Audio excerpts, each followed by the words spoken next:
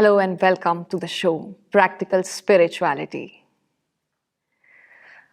Now that we know we are speaking about adolescent, youth, teenagers, ये life की बहुत ही sensitive period को कहा जाता है जब एक ट्रांजिशनल फेज आता है, अ transitional phase of growth, a transitional phase of development.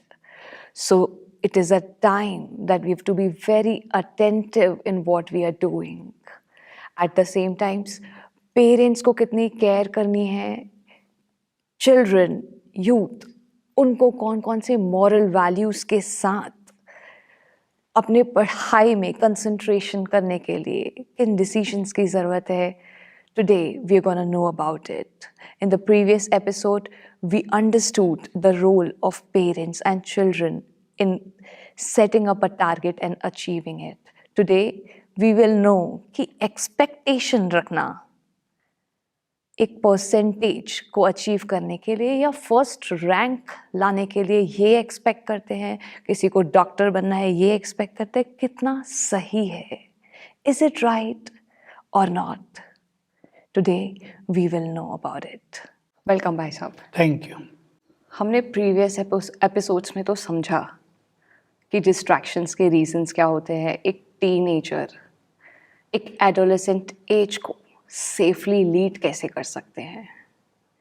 Also we understood कि जो लव अफेयर के नाम पे हम आगे बढ़ते जाते हैं वो तो एक्चुअल में सच्चा प्यार है ही नहीं.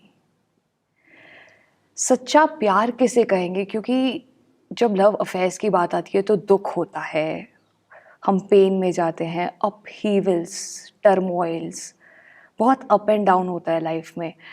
ये तो प्यार का रिजल्ट नहीं हो सकता. प्यार means blissful, happy. What do you feel according to you is real love? बहुत ही सुंदर ये सब्जेक्ट है आजकल के संदर्भ में कि एक है विषय वासनाएं जिसको लोगों ने प्यार मान लिया, दूसरा है रियल लव जो बहुत पवित्र है, बहुत ही पायस लव जो मनुष्य को एक नॉरिशमेंट देता है. देखिए, माँ और बच्चों का प्यार भी होता है. अगर माँ का एक 8 साल का बच्चा बीमार हो गया है और उसे सारी रात हॉस्पिटल में रह के उसके पास जागना पड़ रहा है तो वो त्याग कर देती है नींद का. उसे ऐसा नहीं लगता मैं कोई कष्ट पा रही हूँ, कैसा बच्चा आया है, मुझे सोने नहीं देता. वो जागने को ही प्यार मानती है ना. तो प्यार मनुष्य को त्याग सिखाता है, प्यार मनुष्य को झुकना भी सिखाता है. अभी यही होता है जैसे जिसकी हम चर्चा कर रहे हैं कि जब ये मैरिजेज होती हैं तो प्यार तो बहुत रहता है शुरू में, लेकिन फिर अपने ईगो से प्यार हो जाता है. तो बाकी प्यार को सच्चा प्यार नहीं कहेंगे. जहाँ मनुष्य के अंदर एक श्रेष्ठ पवित्र प्यार होगा वहाँ वो अपने ईगो को महत्व नहीं देगा, एक दूसरे को साथ देगा. प्यार का अर्थ होता है एक दूसरे की बात को मानना, जिद नहीं करना, मैं जो कहूँ वही ठीक है. एक दूसरे की बात को मानना. प्यार क्या एक से ही होता है? नहीं, प्यार तो दोनों के बीच में होगा. क्या अनेकों से प्यार हो सकता है? क्योंकि नहीं, प्यार तो एक हाँ, सच्ची फीलिंग है. अगर मैं पूरे विश्व के साथ, पूरे वर्ल्ड में जितने भी सिटीजन्स हैं, अगर हर एक को प्यार करूं, वो प्यार है? या प्यार एक सीमित इंसान तक ही हो सकता है? देखिए, अगर वो सीमित इंसान तक है तो उसमें एक्सपेक्टेशंस बहुत होंगी और वो एक्सपेक्टेशंस कभी पूरी नहीं होगी. और वो प्यार कहलाएगा क्योंकि शुद्ध ही नहीं है, क्योंकि एक ही के तरफ है, बाकी के तरफ है ही नहीं. बाकी से नफरत हो सकती है. हाँ. बाकी से हम डिटैच रह सकते हैं, दुश्मनी होती है. हाँ. तो ये ही हमें स्पिरिचुअलिटी सिखाती है कि सारे संसार से प्यार करना, किसी एक दो से नहीं. सारा संसार हमारा अपना है. देखिए, प्यार तो अपने देश से भी होता है. हाँ. प्यार अपने प्रोफेशन से भी होता है, प्यार अपनी धन संपदा से भी होता है, और स्टूडेंट पीरियड में प्यार अपनी पढ़ाई से बहुत होता है. तो ये पवित्र चीज़ें हैं प्यार की जो मनुष्य को मेहनत कराती है. अब एक बच्चे का पढ़ाई से बहुत प्यार है, वो रात को जागता है। वैसे उसे जगा दिया जाए तो कहेगा मम्मी नींद आ रही मुझे सोने दो, लेकिन जहाँ पढ़ाई पढ़नी है तो वो जागता है। ये पढ़ाई से सच्चा प्यार, देश के प्यार में लोगों ने कुर्बानी कर दी, सब कुछ नष्ट कर डाला अपना। तो प्यार एक ऐसी पवित्र चीज है जिसमें स्वार्थ का स्थान न हो, जिसमें ईगो का स्थान न हो, जिसमें प्यार के बदले में मुझे कुछ मिले, बहुत इंपॉर्टेंट चीज है, वो कामना भी ना हो। प्यार तो देना और देना ही है। तो जब लिमिटेशन आ जाती है कि एक से ही प्यार करते हैं हम, जो अफेयर्स में होता है, तो उस समय बाकी सब, चाहे वो फैमिली हो, फ्रेंड्स हो या प्रोफेशनल रिलेशनशिप्स हो हमारे, उनके तरफ वैसा फीलिंग ही नहीं आता है, नफरत हो जाती है। तो क्या उसको प्यार कहेंगे? क्योंकि वो अपने प्योर फॉर्म में नहीं है, बाकियों के प्रति कुछ और भावना, किसी और के प्रति, किसी एक के प्रति ही अच्छा, उसको मोह कहेंगे, प्यार कहेंगे? What is it actually? क्योंकि मैं समझती हूँ प्यार में बाउंड्रीज नहीं हो सकती। प्यार तो एक प्योर फीलिंग है, आपने बताया, उसमें फिर लिमिटेशन किस बात की कि नहीं मैं तो इससे ही प्यार करती हूँ? हाँ, इसमें यही होता है कि फिर बाकी जो लोग हैं कई उसमें से दुश्मन बन जाते हैं उनके। आजकल ये बहुत हो रहा है। माँ जिसने सब कुछ दिया है, अगर वो जरा भी कहती है नहीं बेटा इससे नहीं, इनके परिवार अच्छे नहीं हैं, तो वो माँ उसकी शत्रु हो जाएगी। Instant reaction. हाँ, इंस्टेंट। और भी कई चीजें हमें देखने में आती हैं। प्यार में अगर बाधा डाल दी गई तो बाधा डालने वाला परम शत्रु होगा। ये भी सच्चा प्यार नहीं है। प्यार तो मनुष्य को समझदार बना देता है, जिसमें वो मैच्योर हो जाता है और अच्छी तरह हर बात पर विचार भी बहुत करता है। इसलिए प्यार को एक निर्मल वस्तु ही रहने दें, इसको केवल दैहिक संबंधों तक सीमित न रहने दिया जाए। बस यही गड़बड़ हो गई आज।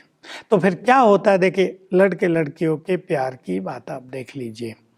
अभी उनमें कुछ मनमुटाव हो गया, प्यार था बहुत ज़्यादा, 5 साल से था, लेकिन किसी बात को लेके मनमुटाव हो गया, झगड़ा हो गया। अब वो एक दूसरे को देखना नहीं चाहते, एक दूसरे से बात नहीं करना चाहते, संबंध सदा के लिए तोड़ देते हैं। ये सच्चा प्यार नहीं है। भाई साहब, यहाँ पे मेरा एक क्वेश्चन है। जैसे आपने बोला गर्लफ्रेंड बॉयफ्रेंड या लड़के लड़कियों के बीच में प्यार हो जाता है और फिर कुछ ऐसा हो जाता है तो ब्रेकअप तक आती है बात। वहीं पे मेरा प्रश्न ये है कि अगर मेरी पर्सनालिटी ही लवफुल हो, प्यार सीमित कैसे है किसी एक के प्रति? अगर मेरी पर्सनालिटी में है कि मैं प्यार कर सकती हूँ, तो वो तो हर एक के प्रति, चाहे मेरे माँ बाप हों, चाहे मेरे दोस्त हों या मेरे संबंधी हो, उन सबको ये पर्सनालिटी नजर आनी चाहिए। सिर्फ एक के लिए है मतलब वो प्यार है या फिर मोह है? इट इज समथिंग एल्स, क्योंकि वो तो प्योर नहीं है। इसमें विषय विकार हैं, ये दैहिक प्यार है। सिंपल, इट इज विकार। हाँ, ये विकार हैं, ये बुराइयां हैं और इसी से बहुत नुकसान हो रहे, इमोशनली अटैक हो रहे हैं मनुष्य के ऊपर इस सब से। क्योंकि हम ये देख रहे हैं कि ये जो दैहिक प्यार है ये सदा नहीं चलता। ये इसकी एक क्या कहें इसको, कमजोरी है। और जो आत्मिक प्यार है, जो स्पिरिचुअलिटी से उपजा प्यार है, या जिसको हम कहते हैं अनलिमिटेड प्यार की फीलिंग किसी के अंदर है, वो सदा काल के लिए चलता है। क्योंकि अन्यथा इसके परिणाम बहुत बुरे दिखाई दे रहे हैं आजकल। मैं आज का आपको एक फ़ोन कॉल की बात सुनाता हूँ जिससे कई चीज़ें स्पष्ट होती हैं। एक लेडी जिसकी आयु अभी 40-42 साल है, उसने मुझे आज कांटेक्ट किया, कहा भाई मेरी मानसिक स्थिति बहुत बिगड़ चुकी है और यहाँ तक बिगड़ चुकी है कि अभी पति कहता है भाई हम तुम्हें नहीं रखेंगे, अपने घर जाओ। मतलब सेपरेशन की नौबत आ रही। मैंने कहा हुआ क्या तुम्हें, क्यों मानसिक स्थिति बिगड़ गई? कुछ लॉस हुआ कि इन्हें निंदा बहुत की आपको, कि इन्हें सताया है? कहा नहीं ये कुछ नहीं हुआ, मेरे युवा काल में 3 प्यार मेरे फेलियर हुए। तो उसका इफेक्ट तब तो मुझे पता नहीं चलता था। मैं थोड़ी इरिटेट होती थी, मैं थोड़ी परेशान होती थी और मेरे मन में निगेटिव विचार ही चलते थे कि ये सब झूठे प्यार हैं, लोग सब झूठे हैं, सब मतलबी हैं, सब स्वार्थी हैं, मुझे सच्चा इंसान कोई नहीं मिल रहा है। तब तो मुझे इतना होता था। लेकिन अब उसका इफेक्ट हो गया है, और जिन चीज़ों को मैं 20 साल से भूली हुई थी, अब वो एक एक चीज़ मुझे याद आने लगी है, और उनकी स्मृति आने से मेरा मानसिक बैलेंस खो गया। मैं उन्हें भूल चुकी थी। अब मेरी अच्छी मैरिड लाइफ थी, बच्चे हो गए हैं और पति भी अच्छा, लेकिन अब वो एकदम से जैसे इमर्ज हो गई हैं चीज़ें अंदर में। तो देखिए कितना बैड इफेक्ट हुआ एक मनुष्य पर, 20-22 साल के बाद हुआ है। अभी ये उस आयु में तो किसी को पता नहीं चलेगा ना। मैं युवकों को इसी बात से सावधान करना चाहता हूँ कि वो इस बात को समझें, सुने ये बात कि ये जो ब्रेक होते हैं, ये जो आपस में बहुत ज़्यादा निगेटिविटी हो जाती है, बाद में सफल नहीं होते, फेलियर होते हैं, इसका एक बुरा इम्पैक्ट मनुष्य के माइंड पर, उसके ब्रेन पर पड़ जाता है, जो आगे चल के कभी भी इमर्ज हो सकता है और आपको नष्ट कर सकता है। इसलिए अभी मैच्योर होकर अपने प्यार को निर्मल प्यार में बदलें, विशियस लव में नहीं। And what a fine example भाई साहब, जो अभी आपने एक एग्जाम्पल किसी की लाइफ स्टोरी का शेयर किया, उससे तो ये भी पता चलता है कि after some period of life वो किसी गलत रूप में आके लाइफ को डैमेज करता है। It is very damaging. So I don't think जो प्यार की परिभाषा है, शुद्ध प्रेम, पवित्र, वो ये सब चीज़ों में रिजल्ट करता होगा, वो तो सुख देता है जीवन को। बिल्कुल। आपके हिसाब से प्यार की परिभाषा क्या होती है? सपोज मैं अपनी पर्सनालिटी में लवफुल ट्रेट को इम्प्लीमेंट करना चाहती हूँ, और वो किसी एक के प्रति प्यार की बाउंड्री तो हो ही नहीं सकती। प्यार मतलब हर एक जो मुझसे मिले उसे मेरी पर्सनालिटी का पता चले। किसी एक के प्रति है मतलब तो वो लिमिटेड है, वो प्यार, मैं उसे प्यार नहीं कहती, क्योंकि प्यार मेरे लिए बहुत बड़ा शब्द है, यूनिवर्सल टर्म है। देखिए, मैं अपने एक्सपीरियंस इसमें शेयर करना चाहूँगा आपको। हम लोगों ने भगवान से प्यार किया है, वंडरफुल। और उस प्यार के हमने परिणाम देखे हैं। वो तो परम आनंद देने वाला प्यार है, हालांकि वो निराकार है, लेकिन हम उसको प्यार करने के तरीके को जान गए राजयोग के द्वारा। तो उससे हमें एक सुंदर बात मिल गई कि यदि भगवान से तुम्हारा प्यार है तो उसकी संपूर्ण रचना से भी तुम्हारा प्यार होगा ही। यदि उसकी रचना से तुम्हारा प्यार नहीं है तो तुम्हारा भगवान से प्यार ही नहीं है। तो हमारे एटीट्यूड्स बदलते गए, हमें सब अच्छे लगने लगे। नहीं तो क्या होता है, किसी में कोई बुराई, किसी में कैसा संस्कार, कोई कहीं फेल्योर, किसी की बुद्धि कैसी, तो हमारे एटीट्यूड डिफरेंट डिफरेंट हो जाते हैं, और प्यार भी हमारा भिन्न भिन्न रूप लेने लगता है। लेकिन भगवान से प्यार किया तो ये पता चल गया कि हम उसकी एक भी रचना से नफरत नहीं कर सकते, नहीं तो भगवान हमारे प्यार को स्वीकार नहीं करेगा। तो समभाव आ गया। इस प्यार में क्या हुआ, सहयोग देने की भावना जागृत हो गई। हमारा सबसे प्यार है तो हमें सबको आगे बढ़ाना है, हमें सबको योग्य बनाना है, हमें उनकी किसी बात को ज़्यादा सीरियसली नहीं लेना है, थोड़ा लाइटली लेके समाप्त कर देना है। प्यार में हमें स्वयं को मोल्ड कर लेना है ताकि दूसरा हर्ट ना हो हमसे। हमें प्यार में दूसरे को बुरे वचन नहीं बोलने, दूसरों के सुखों का ध्यान रखना है। तो एक वाइड स्वरूप हमारे पास आ गया। प्रैक्टिकल स्पिरिचुअलिटी हमें यही तो सिखाता है बस ना। यही प्रैक्टिकल स्पिरिचुअलिटी है।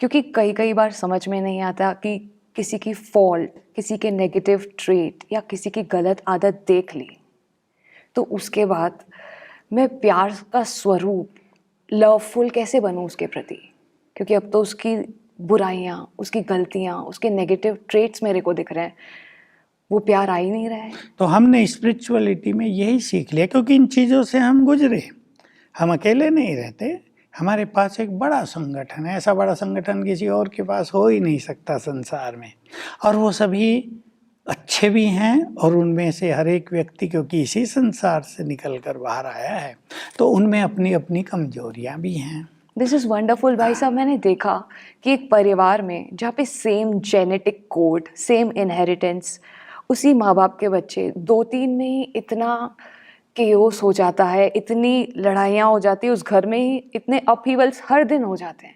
पर यहाँ पे हर एक अलग अलग जगह से, सिर्फ एक देश से नहीं, इट्स अबाउट द वर्ल्ड, अलग अलग जगह से आके, अलग अलग घरों से, अलग अलग संस्कार लेके कैसे एक जैसे होके रहते हैं। अलग अलग धर्मों से, अलग अलग जातियों से, जिसका हमें पता भी नहीं एक्चुअली। तो हमारे यहाँ स्पिरिचुअलिटी इतनी सुंदर रूप में है कि हमें ये पता नहीं कौन किस जाति का है।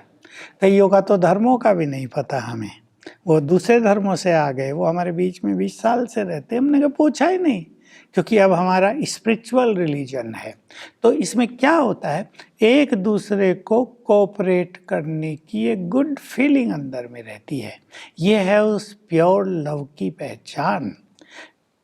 अवगुण देखकर नफरत कर लें, कईयों में होता है ऐसा, लेकिन हमारा रहता है अवगुण देखकर हमें उसके अवगुणों को समाप्त करने में उसको सहयोग देना, क्योंकि हर व्यक्ति यहाँ कुछ सीखने आया है हमारे पास।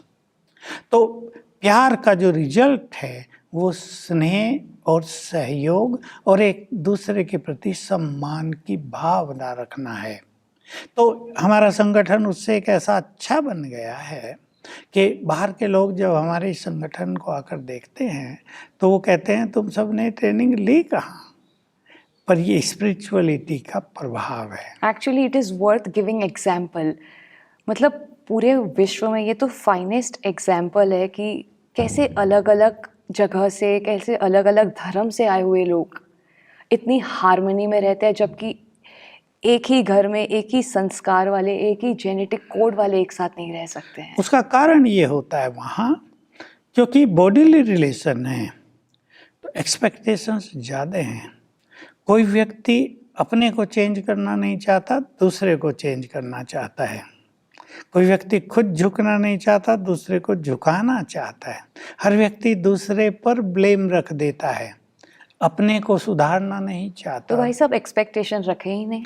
एक्सपेक्टेशंस रखनी तो चाहिए, लेकिन एक्सपेक्टेशंस प्योर एक्सपेक्टेशंस हो।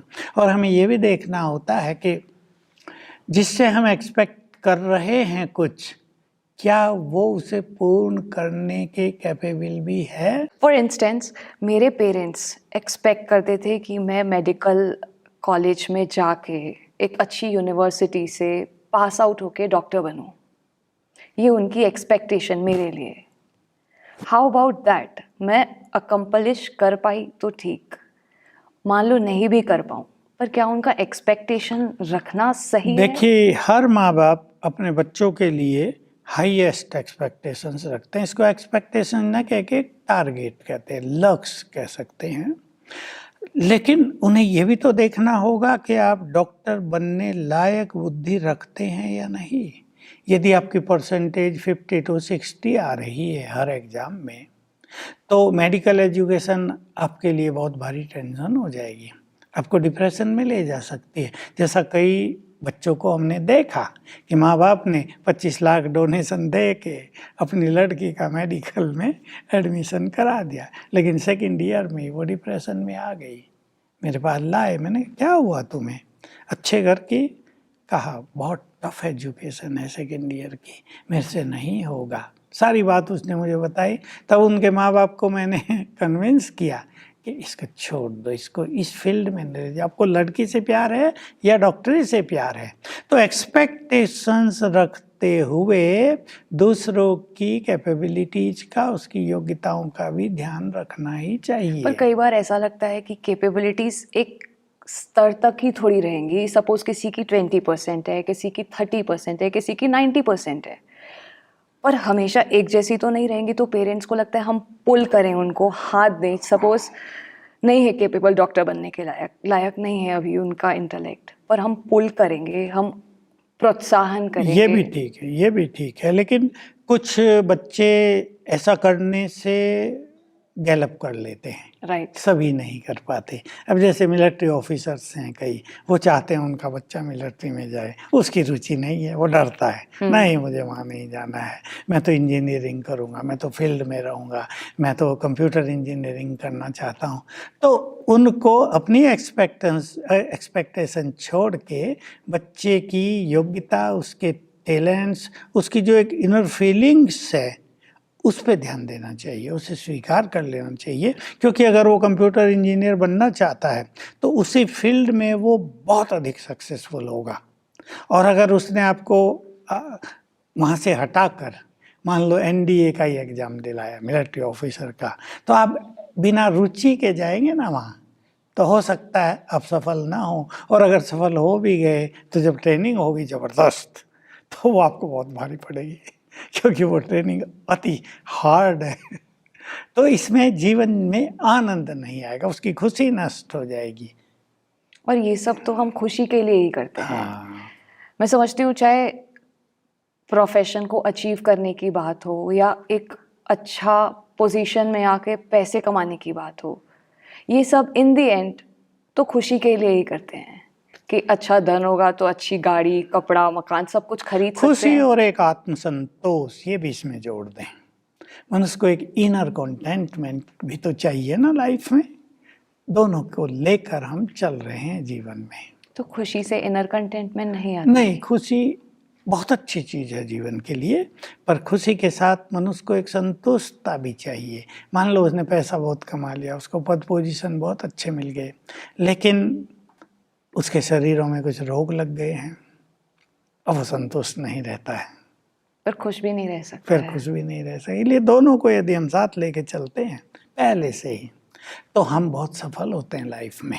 Now, I think everyone would be willing to become like you कि जहाँ पे expectations ना हो, एक प्यार की भावना जिसको सिर्फ दिया जाए पूरी दुनिया में, और वहाँ पे लेने का कुछ मार्जिन ना रखें। क्या वो पॉसिबल है हर एक के लिए कि अभी एक्सपेक्टेशंस को मिनिमल कर दिया जाए? चलो कम नहीं भी करें तो एक्सपेक्टेशंस को मिनिमल कर दिया जाए, बिकॉज वी हैव सीन कि एक्सपेक्टेशन से ही सारी प्रॉब्लम्स शुरू होती हैं। और बहुत लोग अपनी एक्सपेक्टेशंस को बढ़ाते भी जाते हैं। इन्हें कम करना ही पड़ेगा, क्योंकि हम अपने को देखें ना, दूसरे लोग मेरे से कई चीज़ें एक्सपेक्ट कर रहे हैं, क्या मैं उनकी एक्सपेक्टेशंस को पूर्ण कर सकता हूँ? तो उत्तर आएगा नेवर, नेवर, नो नहीं, नेवर। Absolutely never. तो क्या है, दूसरे भी तो ऐसे ही हैं ना, उनकी अपनी भी कुछ इच्छाएं हैं, उनका अपना भी कुछ एक इंटरेस्ट है लाइफ में, वो कुछ और भी चाहते हैं। क्या दूसरा व्यक्ति हमारी एक्सपेक्टेशंस को पूरा करके एक अधीनता भरा जीवन ही जीता रहेगा सदा? तो ये पॉसिबल नहीं है। इसलिए एक्सपेक्टेशंस तो रखनी ही पड़ती हैं, बिना एक्सपेक्टेशंस के तो संसार चलेगा नहीं। लेकिन जितनी वो पूरी हो बस उसमें खुश होना चाहिए। पूरी नहीं कर रहा है दूसरा व्यक्ति तो हमें उसको फिर चांस देनी चाहिए। ऐसे भिन्न भिन्न फील्ड हैं। मान लो आपने बच्चे के लिए एक्सपेक्ट किया था कि भाई इतने मार्क्स वो लाए, लेकिन उसने थोड़े कम लाए हैं, कोई बात नहीं, उसको फिर उत्साह दिलाएं, मोटिवेट करें। ये नहीं कि उसको बार बार कहते रहें हमने तो एक्सपेक्ट किया था तुम हमारा नाम रोशन करोगे, तुम तो 70% लाए हो, क्या बदनामी करा दी, और रोज रोज उठते बैठते उसे यही कहने लगे, तो ये एक अच्छा व्यवहार नहीं माना जाएगा।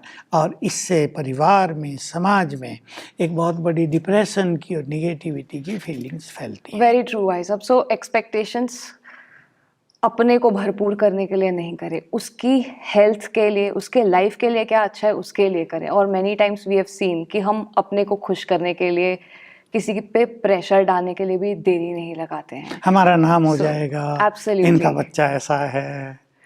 बहुत ही स्मूथ कॉन्वर्सेशन हुई हमारी, and we would like to take it ahead. Thank you so much for the show. तो आज हमने सीखा नो कंपैरिजन, रिस्पेक्टिंग इंडिविजुअलिटी, चाहे वो 50% वाला स्टूडेंट हो या हमारे घर का खुद का बच्चा 70% लाता हो। We should not expect a lot and lot with him. We have to understand and respect his individuality, his performance, his capability.